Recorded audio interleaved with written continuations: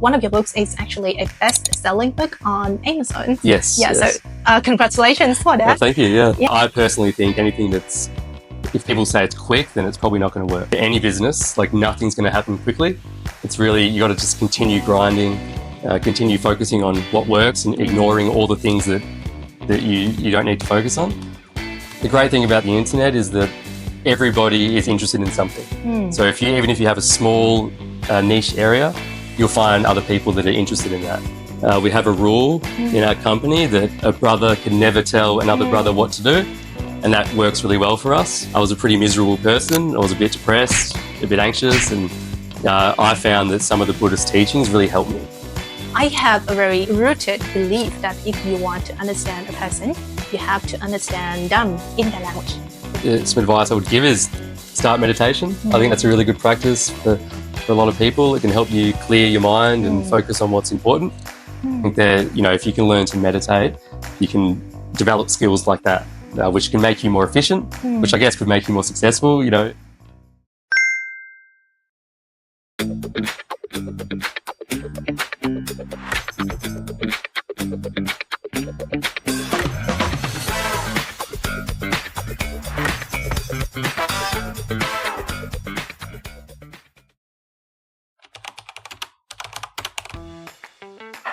I suppose that an entrepreneur is a person who has nurtured some kind of ambition to take risk and who is willing to start and run a business, creativity and leadership that they have. Probably. Như em hiểu và em biết thì nhà khởi nghiệp là một cá nhân hoặc là tập thể, người ta đồng sáng lập, ví dụ kiểu bắt đầu làm một cái gì đó. Khởi nghiệp cần đầu tiên sẽ là ý tưởng, thứ hai là vốn, người ta cần có sự quyết đoán và sáng tạo. Người ta sẽ tìm hiểu nhu cầu thị trường như nào và người ta lựa chọn sản phẩm cũng như là nhu cầu của khách hàng ra sao thì người ta sẽ trao giá trị cho người dùng.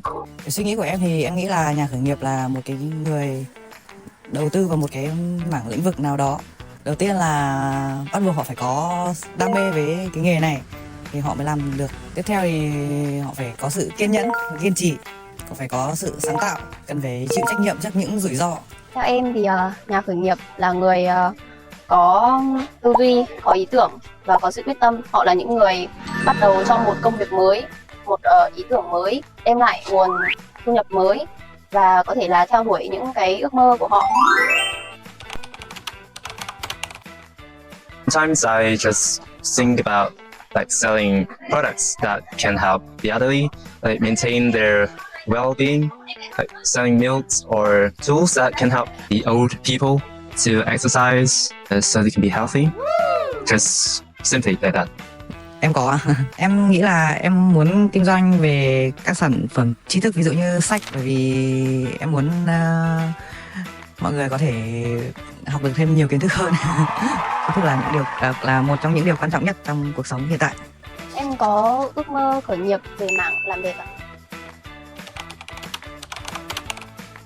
Business, on the internet, they usually sell products that can help people from afar to buy stuff that they want. Thì kinh doanh online là những việc mua bán trên các nền tảng online, và việc mua bán này có thể diễn ra trong bất kỳ thời gian nào và những mặt hàng của nó có thể đến tận tay của người tiêu dùng. Có thể kinh doanh về các sản phẩm thời trang, mỹ phẩm hoặc là một số đồ thủ công. Em thấy là nhu cầu của người dùng hàng online rất là nhiều, từ sản phẩm to đến sản phẩm nhỏ, đa dạng hàng hóa và dịch vụ, từ mặt vật chất đến cả tinh thần đời sống của mọi người, từ nông sản đến hàng tiêu dùng, hay là người ta bán sách, quảng bá tri thức về các nhà sư các thứ.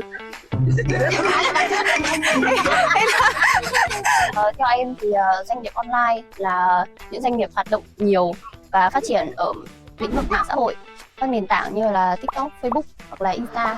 Họ chủ yếu liên kết với khách hàng qua mạng online. Trong online thì có thể là các lớp học hoặc là các lớp đào tạo giảng dạy về kỹ năng sống. Gần như mọi người bắt đầu một công việc mới gì thì bây giờ công nghệ số họ đều tra khảo và tìm kiếm nguồn thông tin trên mạng. I suppose that it depends on the social condition. Like when coronavirus pandemic was raging all over the world, online businesses seemed to be more appreciated. People couldn't get to go outside at that time. That's why online businesses can earn way more money than usual through digital platforms. Like monthly, they only earned about 5 million dongs, but during that pandemic, they could earn way more than that, like 50 million dongs. That's just, I guess. Theo em trung bình thì sẽ dao động khoảng từ 20 đến 25 triệu tháng. Nếu là kinh doanh phát triển tốt và lĩnh vực được nhiều người biết đến thì số tiền của họ kiếm sẽ có thể dao động tầm hơn 100 triệu có thể. Còn nếu những hoạt động kinh doanh online nhỏ lẻ thì nói chung là cũng tùy vào cái sức phổ rộng của cái nền tảng kênh của người ta. Tùy từng người bán nhưng mà theo em thì cũng kiếm được ít nhất chắc cũng phải khoảng từ tầm 5 triệu đổ lên. Nhiều thì cũng phải tầm 15-20 triệu đổ xuống. Thu nhập thì em nghĩ là có rất là nhiều con số, tùy loại mặt hàng và dịch vụ, khoảng từ 3 triệu đến 5 triệu là ít, còn nhiều thì em nghĩ là tầm 10 triệu trở lên.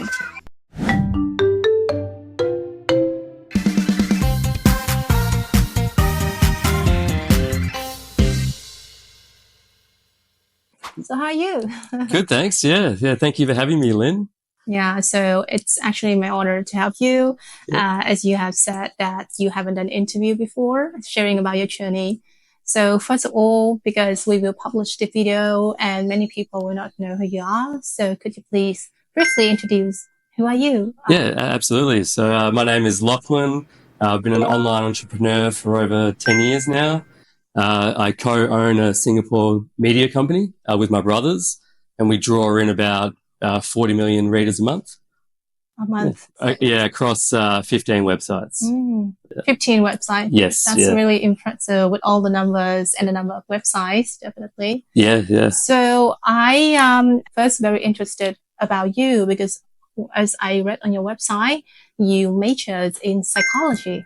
I did, yeah. University. Yeah. That was over 10 years ago, or 15 years ago now. I finished university, studied psychology.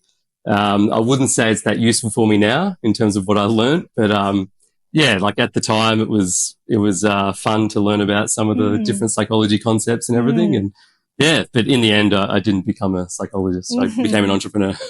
Yeah, but also you became an entrepreneur that helps people about mindfulness and mental tips. So I think that's definitely helpful.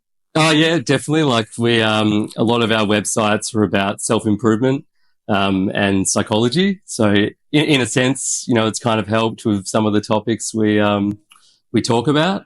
But now we have a pretty big team. We have 15 writers on the team. So I'm not doing much writing anymore. But when I was first starting out, it really helped, to write about psychology and mindfulness and things like that. So gave me a bit of knowledge, I guess. That's great. But just let's revisit the past, like 18 years ago, I guess. So what drew you at the time, to make you decide that you want to study psychology?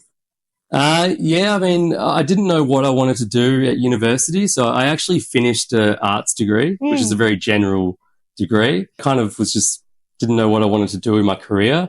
I knew I was interested in psychology. I wasn't certain I wanted to be like a psychologist or anything. But I thought, well, that's what I like studying. So I'm going to do a graduate degree in it. And I did that. And then I finished that degree and tried to get a job, in like working for the government or, in different areas like the health department and stuff, but I didn't. And then I started working in a warehouse in Melbourne in Australia. And I was doing that for a couple of years. And I was pretty miserable, I would say. Like I've got a decent degree. I've got not a great job, to be honest, and I really wanted to make money online. So for those 2 years I was working at the warehouse, I was working on like online businesses as well with my brothers. And that's where I learnt about SEO and digital marketing and that kind of stuff. And And yeah, then, after, we started a few websites and they started going well, like hackspirit.com. Experience. Yeah, so that was one of the first websites, and that was about self-improvement and mindfulness, and it drew in a pretty big audience. Like, within a year or two, it had a few million people a month. That's really impressive. Yeah, reading, the mindfulness and self-improvement articles and relationship articles, as you probably remember. Then we just decided to replicate that with different websites and different topics. And scale the business, to create a sustainable business with like 15, 20 websites. So, yeah. That's great. That's great. That's a very long journey, and you have summed it up in very easy to remember milestones. Yeah, so you graduate, you work in a warehouse, but you weren't feeling fulfilled at the time. And then during that time, you also learn about SEO, digital marketing. And that's where I guess your business ideas went from. Yeah, absolutely. Yeah. Like, I was desperate to not work at the warehouse and make money online because it gives you flexibility. You can live wherever you want. So that was the main motivation at the time. And like my brother started an English editing company. So I tried to help the website with SEO and Google AdWords and everything. And I'm not sure I was that useful early on because I was just learning. So I was like learning on the job. But it gave me a really good experience. And after a couple of years of that, I started Hackspirit, and that ended up being successful. And my brothers wanted to join me by doing the same thing. And we, created like more websites and here we are today. So, yeah. Thanks for sharing about your journey. So you were already talking about working with your brothers. Yes. So working with your brothers, for you, is it a difficult thing or is it actually a privilege? Oh, it's definitely a privilege. Yeah, absolutely love it. My brothers and I work really well together. We have a rule in our company that a brother can never tell another brother what to do. And that works really well for us because we hate having a boss. We don't like having someone tell us what to do. So we just let each other do whatever they think is best for the company. A lot of the times, like, my brothers are doing something different to what I'm doing, and I don't even know what project they're on or whatever. But we all have the same goal, and that's just to, grow the websites, make more money.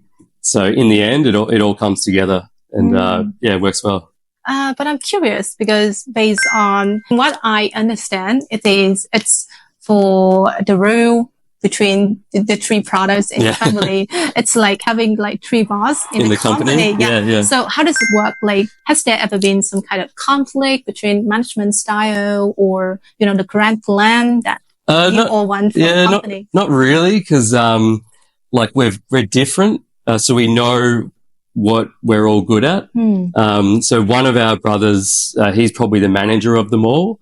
Cause he's good at, managing people and telling them what to do. The two other brothers kind of step back and let him do that. And we focus on other things like to grow the business.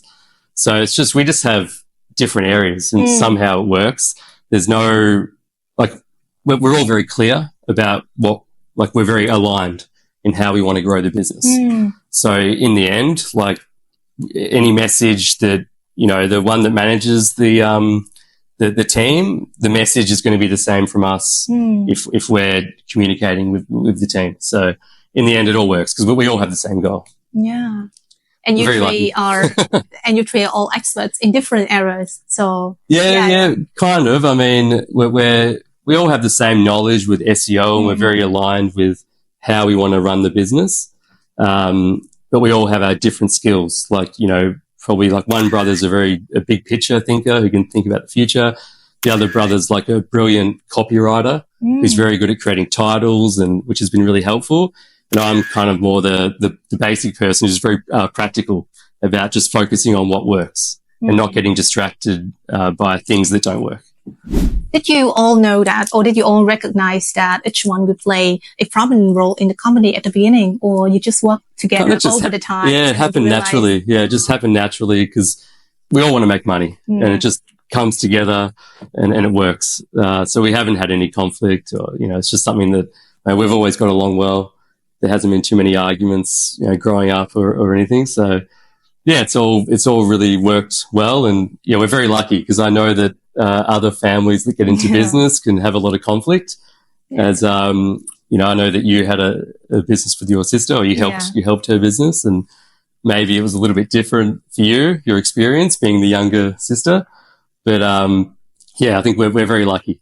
And I think it's also, maybe it also stems from the culture that we are from. Like in Vietnamese, it's more common for the younger to respect the senior, you know, regardless of who they are or what they do in the company. It's just the age. We have to respect older people. Yeah, but it's really cool because I always admire business where there are members of family working together, because I think they must really have a great relationships with each other. Yeah, absolutely. I think you have to have a great relationship, you know, because, you know, for me, like the people that I can trust is family. And I've, you know, maybe some friends I wouldn't get into business with just because you don't know what's going to happen in the future, and, you know, can you trust other people and all, you don't know. But I know with my brothers, like 100%, we can trust each other. And we have the same goals, and we just want the best for each other. And we've made it very even. So we all have 33% each of the company. And yeah, it all works out because we're very close and have a good relationship. So if you have to describe maybe your career or your company over a decade into prominent phases, what would it be? Probably the first couple of years were a bit of a struggle. You know, we were just trying to stay afloat, you know, make money however we could. And it wasn't that much money at the time. So we're, you know, working hard, but not really getting the results that we want. But, you know, nothing good's going to happen quickly. You know, everything takes time. So we just kept at it. We knew that, you know, looking at the analytics that we have and the stats and everything, that, you know, we're slowly growing, and you just got to keep going. And I think a lot of people, you know, a lot of our competitors and so on might have failed because they gave up on a strategy too early. Whereas we just kept going, you know, doing the same thing over and over for years. And then once it got to a couple of years, things started compounding and we started to grow really quickly. And suddenly we're in the millions of visitors per month, and it's happening on quite a few different websites, and it's all starting to bloom, you know. But it definitely takes time. I think that for any business, like, nothing's going to happen quickly. It's really, you got to just continue grinding, continue focusing on what works and ignoring all the things that you don't need to focus on. And, yeah, just keep at it. And then I think eventually, you know, maybe it will take 5 years or whatever it is. But, you know, if you can survive early on, things will eventually get better as long as you're focusing on the right things. What an insight, really. Keep working something that matters to you, and over the time, as you said, then at one point, the result will start compounding and you're going to see everything. Absolutely. Yeah. I think, really you know, key. Yeah, it's really important. I think a lot of people give up way too early. Yeah. I mean, I know it's difficult because, you know, if you're not making money, it's hard to continue, especially when you have a full-time job, you know. But if you can, you know, even if it's just 2 hours a day or whatever, like that, if you do that every day, like, that ends up being a lot of time in a year that you've spent on a side business. And, you know, hopefully once it gets to 1 or 2 years, you start growing more. And I think it's the only way. Like, I've never seen someone that's successful where it's happened quickly. It always takes time. Yeah. At the beginning, you and your products, how did you know that maybe this is going to be a success? Because I assume there's so many products, there's so many type of contents that you can do. Yeah, but you stick to one specific thing and you keep working over a long time. How did you know? How did you give trust to yourself? I don't think we didn't really have a choice, because none of us wanted a boss. Like, we didn't want to work for a company. Yeah. We wanted to have our own thing. So we didn't have a choice. Like, that's what we wanted to do. You know, at the time we were living in Chiang Mai, like, as a digital nomad, working all together. And, we just kept at it, you know, like, because we were making a little bit of money. Like, it's not like we were, you know, having no money or anything. We were you know, from the very start, we were making decent money because we were lucky with Facebook and doing some viral articles on Facebook and everything and stuff like that. So we were lucky at the start, but, that kept us going for a while. And SEO was really the slow one that took time to develop because, Google's is very competitive and it's a big search engine with lots of competitors. But over time, you just kind of, Google starts to trust your website more and, you really reap the rewards from that, over time, but it takes years. And now we're reaping the benefits. Basically, keeps doing what works. Absolutely, yeah. You don't want to get distracted by a lot of people get distracted by shiny objects, especially online, where you might see some product where it's like, I can help you make $1 million, making money fast. All this, which I personally think anything if people say it's quick, then it's probably not going to work. I still believe that's something that's sustained, that it needs a great amount of time to build the foundations. So, that's what I think. I think, anything good takes time. The same with learning a language or, I'm sure if you just, you're not going to be fluent in a language in 2 months or something, unless you're a genius. It just takes time. You got to continue at it each day. That's true. And for me, it takes 10 years. I think it's, 10 years or more than 10 years before I can speak English as fluently as the... look how fluent you are. And I still have to learn every single day. Otherwise, I'm going to get my tongue twisted. No, That really happens. I could use that advice for learning Vietnamese. Every single day. So basically, I think that's the same for companies and for businesses. Yeah. So also for the audience who don't know, Lachlan's company before... Your company used to work with Vietnamese students as well. Yeah. As I used to see online, on TikTok and social media, some Vietnamese students, they were sharing about their very positive experience. And they said that they were working in a very innovative and very open-minded type of environment. So how was your experience during that time? Yeah, I loved it. I mean, some of the Vietnamese, we tried to start an office here and we hired probably 5 or 6 people. To help with some of our content operations. And I mean, they were great. They worked really hard. And for us, we're not like micromanagers. All we care about is the result. So we kind of let them do whatever they thought was best. And they did some great work for us. We decided to go in a different direction because we were looking for native English speakers. So we kind of stopped the office we had here. But at the time, they did a lot of great work, and I love working with them. I love Vietnamese people. I think they work really hard and they're really genuine, nice people. Yeah. And it was great. Yeah. You are not only an entrepreneur, you are also an author. Yes. So you write books online, and one of your books is actually a best-selling book on Amazon. Yes. Yeah. Yes. So congratulations for that. Oh, thank you. Yeah. Yeah. What was your book about? It was about Buddhism. So it's called The No Nonsense Guide to Buddhism. Basically, it's just a practical book about how to use some of the Buddhist principles in your everyday life. For me, early on, when I was working in the warehouse, I was a pretty miserable person. I was a bit depressed, a bit anxious, and I found that some of the Buddhist teachings really helped me.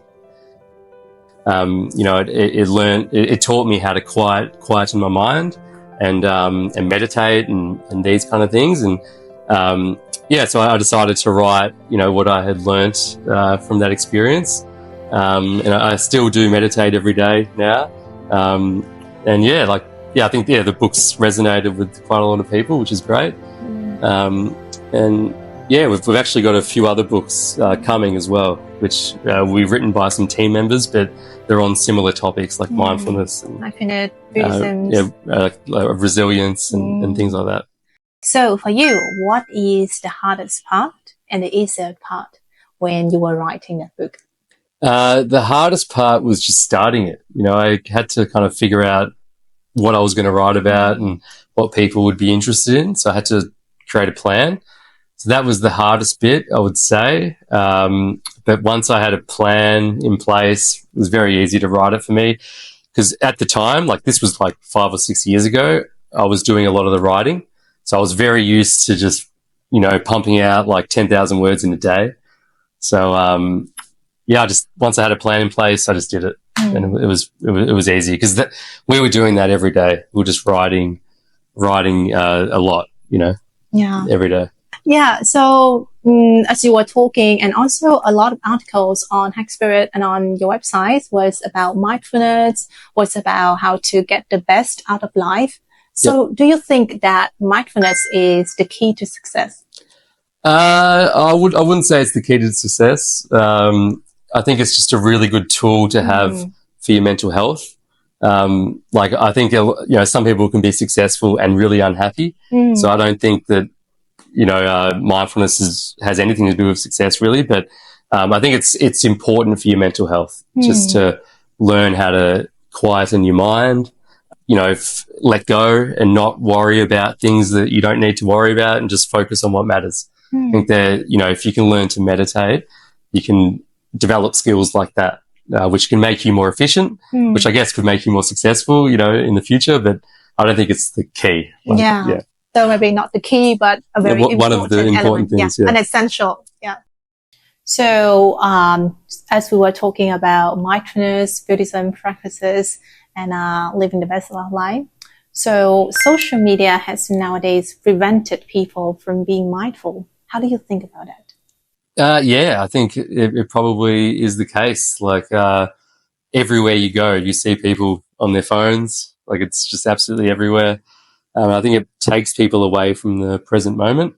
It also makes people less social, so they're not meeting new people, which I don't think is very healthy.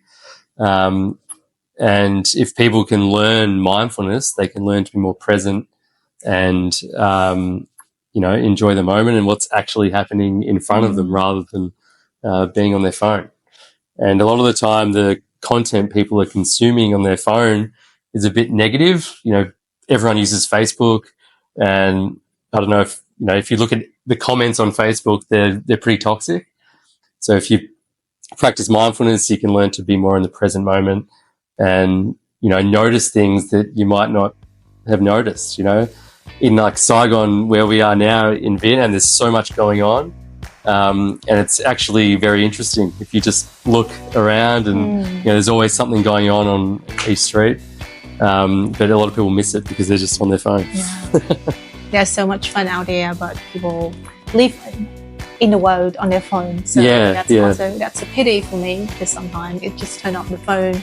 There's so much more around that you can observe and learn from. Absolutely. Yeah. So for you, what is the definitions of success? I mean, for me, it was always like I wanted to reach financial independence. So that means that I don't rely on a wage, I don't rely on a wage coming in, and I can still live a great life. I'd say it's just about having a purpose in life and working towards something, and enjoying the moment. So enjoying what you're doing while working towards something. Whether that could be for family, it could be for something outside yourself. Is probably important. It could be to help people who are going through tougher times than you.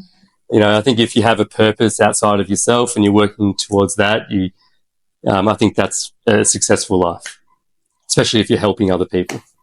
Your book about Buddhism, I read the second line, and it said that maximum impact on other, and minimum ego. Yeah, but are they also your purpose in life, like impact on others, and also keeping a very low level of ego? Yeah, absolutely. I think that's really important. I think especially these days, a lot with social media and everything, many people are focused very inward, because it's hard not to be when you see all your friends having a great life on social media and you start to think about yourself, and then you try to show that your life is great on social media, and everything's become very narcissistic.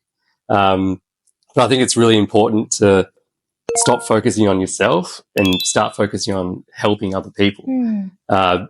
Because otherwise, we live a very kind of selfish inward life. Yeah, because when you focus on yourself more, you tend to develop problems, I think, like anxiety and depression. I don't think, it helps when you focus on yourself too much. That's my experience, because I reckon I used to focus on myself I was worried about, like when I was working at the warehouse, like, oh, I've got such a bad job. I should be doing better. I haven't got much money in the bank. This is horrible, But when I started focusing on like a purpose that's outside of myself, and it's great having my brothers with me because we can help each other. So helping family is a big one for me. I think you just naturally become happier because you're not so worried about, what you're going through, and you can just focus on a purpose that's outside of you. A few moments ago, you were talking about digital business. So digital business and traditional business, for you, what is the difference? And how should people nowadays, do you think they should choose a digital business or they should opt for a traditional one? Yeah, I mean, it's a good question. I mean, for me, I've never started a traditional business. So I would suggest starting an online business just because it gives you a lot of flexibility in your life. Yeah. You can live wherever you want. And it's, with tools like ChatGPT, you can get so much done just with you, and you don't need much investment, and you don't need any startup capital. And you can there's just so many different platforms to make money from, like there's a lot of opportunities online. So I would probably lean towards that, but I'm sure that a person who has a successful traditional business would say I'm an idiot. So I don't know, it depends on the person. But for me, like if you want to have your own flexibility and live wherever you want, then I would, suggest work. And you don't need startup capital either, which makes it a lot easier to start.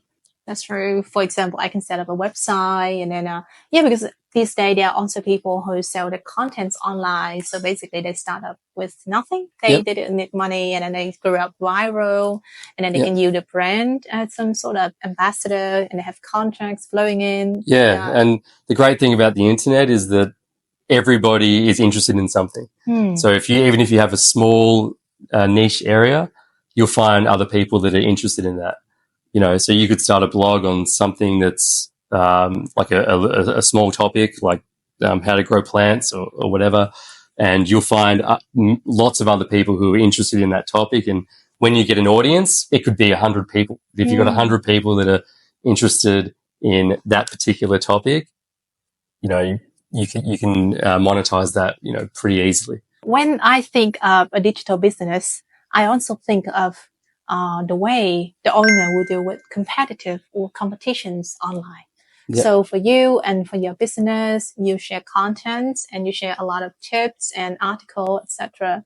So how do you make sure that the content you are publishing stay relevant to your audience? Yeah. And how do those content can attract also new readers? Yeah. No, it's a good question. So I mean, we have a lot of competitors. Like we're competing with some huge brands. Like we think about Business Insider and all these big companies. Google loves these kind of websites because they've got high authority. So we've got big competition. But the one thing we do have is that we have a team that's very hands-on, and we can create content that is really attractive for people to click on and read. And so we're a bit more flexible than they are because they're a huge organization and the people that work there aren't necessarily as invested as we are, because this is like our money. We're trying to work hard, and we're adapting to what's happening very quickly. Whereas I think when they're a bit bigger, they take a bit longer to adapt. So that's probably our advantage. In terms of, creating content that people resonate with, it's all about looking at the stats for us. So we're always looking at analytics, what works, what doesn't, the time on page, the click-through rate, all these things. We're really on top of that, and we make sure our whole team is. And, we just create content that people like. And that's one of the main things that drives our business. Since the moment you started your career, let's say when you graduated your university and until now, what is the hardest moment that you can recall? during your journey?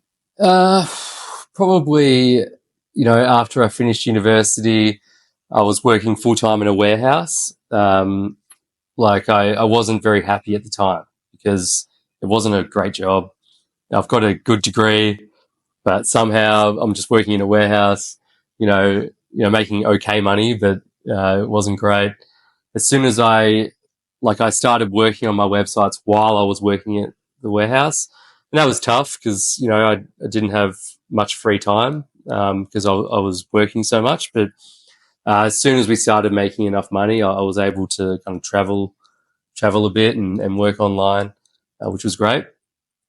So yeah, definitely those early days working in a warehouse plus doing these online businesses, it was very time consuming. Yeah.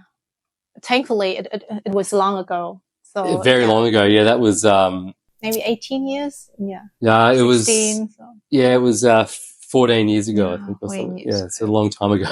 Yeah. ago.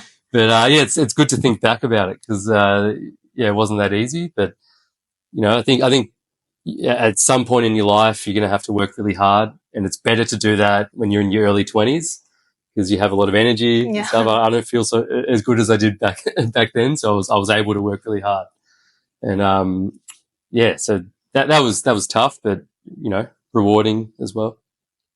Then what about the proudest moment or the moment that you feel like all the things, all the hard work I have been doing is worth it? Is there such a moment? It's hard to say really. I wouldn't say there's a moment. It's more just like looking at it now and looking at what we've achieved and like you just feel proud about it. That we've been quite successful with our company. That I look back and think, it's great. We've had a great time. It's been really fun. It's my brothers and I running a business together. Like you can't get better than that. So very fortunate to have that. So it's not one moment. It's more just it's been a great journey and when we're still enjoying it. Working together. And accumulations of moments, of many moments. Oh, absolutely. Yeah. Everything has kind of compounded, as time's gone on and we're still going well. So it's still fun. And, we're very lucky. Yeah. It's great to hear about you working with your brothers and because I think it's now when you look back and then you realize you've gone a really long way until now. Yeah. I mean, it's been a long time, and that's the thing. I reckon, anything that you want to achieve is probably going to take a long time. For us, it would have taken 4 or 5 years before we, started making decent money. So it took time, but I think that's everything. Anything good takes time. Yeah. Good things take time. So good things take time. Keep putting in the work. Absolutely. Yeah. Keep putting in the work. Always keep trying new things and see what works. And then you can kind of just keep on doing that. You don't get your 20s again. I'm getting older now. I'm 36. So I would say really enjoy the journey because they were the good old days. That's also something my sister keeps telling me that don't worry too much about the future. Enjoy my 20s. Yeah. But I'm not. But I'm more of I'm the type of the planner. There's a joke that the planner who plans until their death. Yeah, I'm that type thing. Yeah. So sometimes I can get worried about things that hasn't happened yet, and I forgot that I'm living in my best year, my 20s. You really are. Yeah. So you really remind me of that important thing. So thank you for that. Yeah, and also in your 20s, like I wouldn't worry about success too much, because you're young. You've got so much time. You got time to figure it out. So, as long as you're working towards something that you find meaningful, then I think just enjoy it, and the more you enjoy it, the more you live in the moment, you'll probably end up producing better work, which hopefully leads to success in the future. Yeah. Thank you very much for reminding all of those insights and all those very great lessons in life. So, I just want to ask a little bit more about your experience working internationally. As your company is based in Singapore, but you work with writers and your employees from all around the world. And you also used to share that you work in New York as well. Yes. So do you think that working in different countries helped build the person you are right now? Yeah, I mean, I think it's been great to travel the world and experience different cultures. It's given me more appreciation for other people and what their growing up is. The fact that it's very different to mine, especially being here in Vietnam, like a developing country, it's very different to Australia. So it's definitely given me a greater appreciation that, like the way we do things in Australia, I think we grow up thinking that that's like the best way to be or whatever. But I think it's very different for different countries. You know, Vietnam's had a different history to Australia, and it's really important to understand where people come from because we are different. We have different cultural backgrounds. So I think it's important to understand that. Yeah. And yeah, living around the world and working with people from different cultures has given me that understanding a bit more. To be also more open-minded. More open, absolutely. You know, I think for me, like in general, everybody's a good person, and people have good intentions, and there's always logical reasons why they want to do what they want to do. But and it's important to remember that in there, you know, you might think that, oh, that's a bit weird, but why are you doing it that way or whatever? But people always have logical reasons for behaving the way they do. So just to wrap up a bit, sharing about your journey. So what you want to tell young people, especially who are maybe experiencing self-doubts and uncertainty about their career journey. So would you want to advise them to do anything to better be mindful and get the best out of their life? Yeah, I mean, I would, some advice I would give is start meditation. I think that's a really good practice for a lot of people. It can help you clear your mind and focus on what's important. And the other bit of advice I would give is to really embrace AI. I think that is absolutely huge for the future. Yes. And it's not going anywhere, and there's no point fighting against it. So I would use whatever business you're doing. I think there'd be ways to use it to really, you know, scale the business and grow. So yeah, that you know, that would be my advice. But, yeah. And there's so much we can do with AI. That's incredible. I think it's just the same before when computer or maybe mobile phone first appeared, people also objected it a lot, and people said that it's going to destroy relationships, etc. Then over time, now everyone use mobile phones. Yeah, so true. Maybe it's going to be the same for AI. Absolutely. Well. Yeah, I think like it can be used in really positive ways, like even as to learn. You know, like definitely. it's yeah, I think it's going to like shake up every industry, and we can use it in really powerful ways.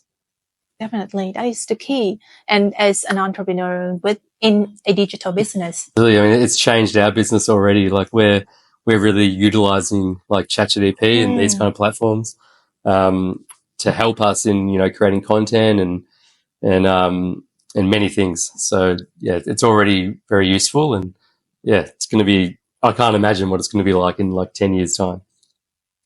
Me too. I also cannot imagine maybe a lot of jobs will be replaced, but maybe a lot of jobs will be created as well. Yeah, hopefully. Yeah, with the emergence of AI. Yeah. So that's it about sharing your journey. So now we just have a final, as we usually do with other guests as well. It's the crossed question sections where you can ask me a few questions if you do have anything about or any interest, just to, you know, also give the audience another perspective of the interviewer. Yeah, absolutely. Well, yeah, I mean, I know you're very talented with languages. Thank you know, you speak perfect English, and you're learning German and obviously speak Vietnamese. What would your advice be to someone like me who wants to learn Vietnamese? And it's a very hard language for a foreigner. What would your advice be? Yeah. So first of all, it's not the advice for people who want to learn Vietnamese, but an overall advice for people who want to integrate into a country. So I have a very rooted belief that if you want to understand a person, you have to understand them in their language, because a language shapes the way a person thinks. They actually a TED talk about that with a lot of research. If you're interested, you can look that up. So basically, when we speak Vietnamese, we tend to be more emotional and we tend to be more family oriented. So I think that's the feeling you can only have when you master a language to a certain level. Yeah. But before that, if you want to learn a language, my advice is actually the same that works for your business, that stick to it and do not give up.